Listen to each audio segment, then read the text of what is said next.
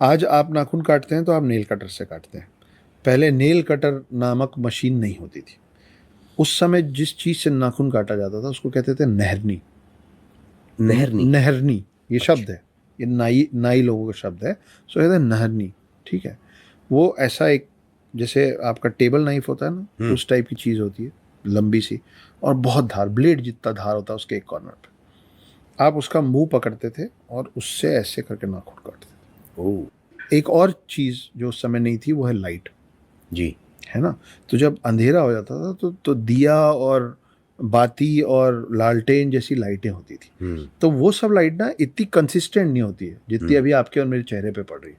वो फ्लिकर होती रहती है। ठीक है।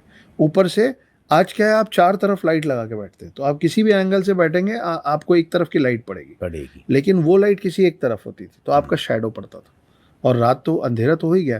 तो जब आप नहरनी से काटते हैं तो नाखून जो पार्ट काटना है और जो पार्ट नहीं काटना है उसका फर्क सिर्फ एक शेड का होता है। नाखून के कटने और नहीं कटने का जो एरिया है ना, उस उन दोनों का कलर ना एक शेड मात्र का फर्क होता है। जो लोगों को कई बार अंधेरे में क्लियर नहीं दिखता था तो नाखून अंदर तक कट जाता था, ओके। तकलीफ होती थी।